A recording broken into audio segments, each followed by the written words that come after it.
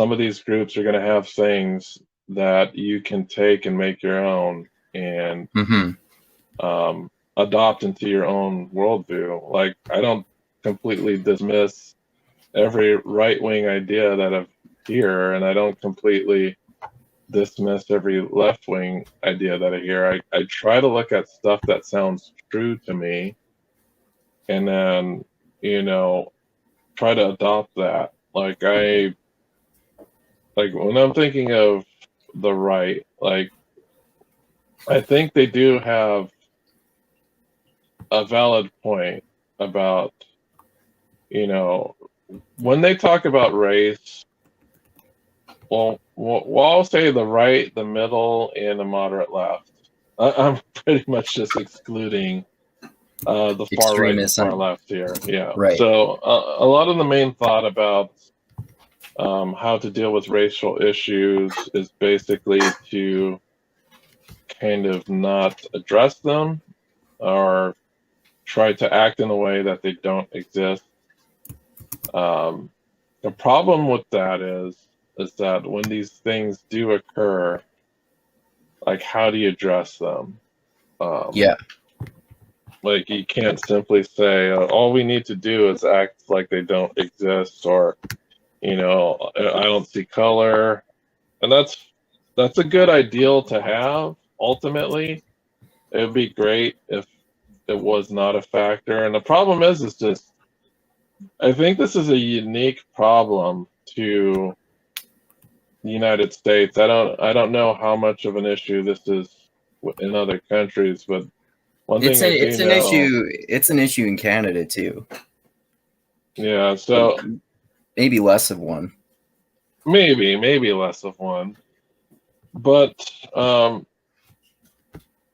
you can't just not talk about race and it will disappear one day. You're going to have to critically address grievances and issues.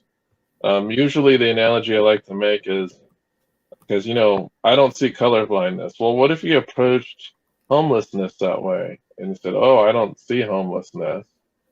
So how does that fix homelessness? It's there.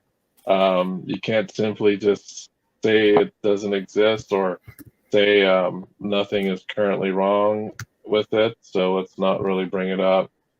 I think that is one of the other main critiques that critical race theory makes, is that when you go this avenue, you tend to actually ignore the grievances that are happening.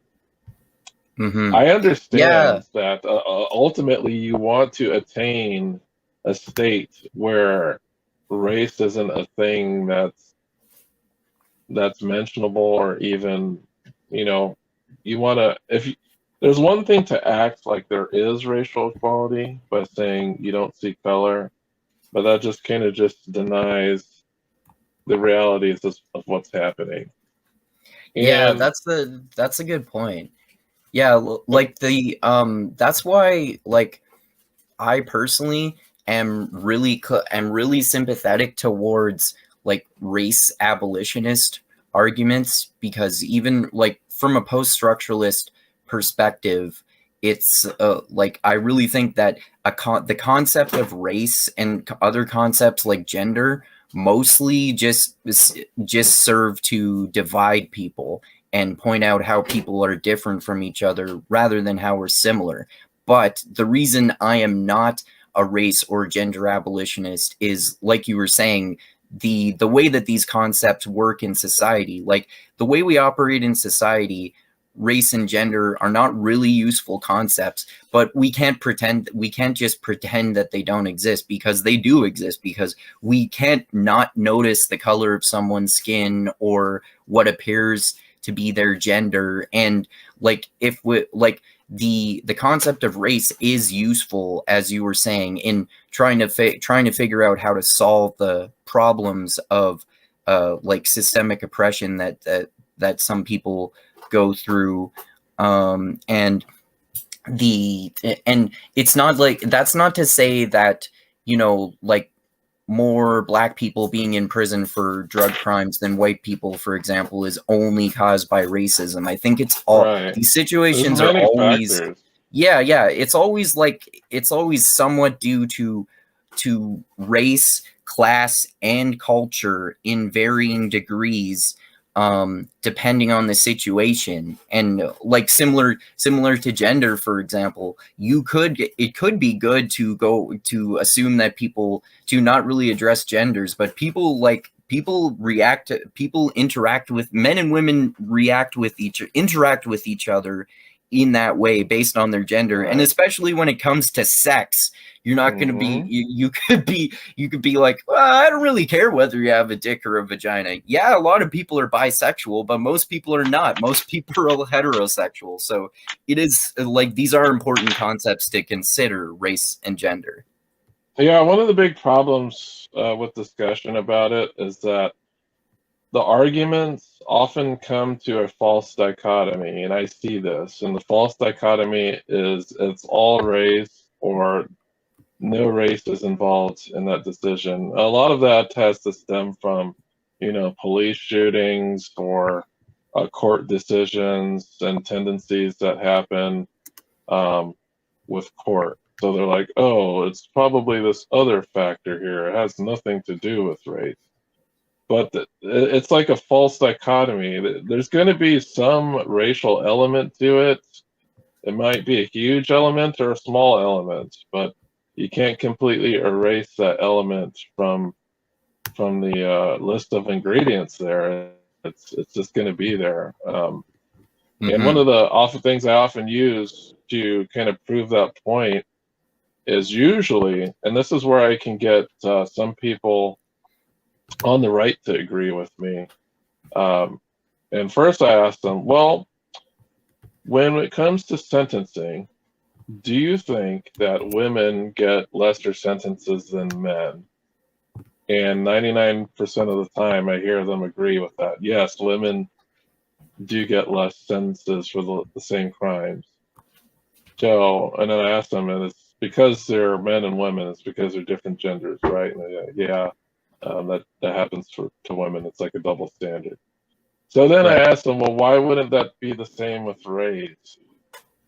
Like race could also be a factor why there could be some disparity there. It doesn't have to be the only factor. It could be a number of different factors. Because I'm pretty sure that like a wealthy woman going into the court is going to have an easier time than a poor woman. So there's multiple factors there, and opposed to like a wealthy man versus a poor man.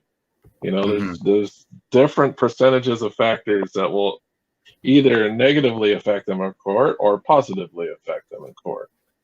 Yeah. So usually when I talk to these people, say, hey, this is not a dichotomy. It's not racism is not a part of it, or it's all racism. That's not how it works. That's not how society isn't that simple. Like human interaction isn't that simple, and decision making isn't that simple. Like when we make decisions about our lives, we don't make it based off of one single factor most of the time. Yeah, of course. Like even people who say they vote for a single issue and they're voting based on that. I often think that I know I've said that myself, but they're just kind of saying that because they're not admitting to other things that they might like about that candidate.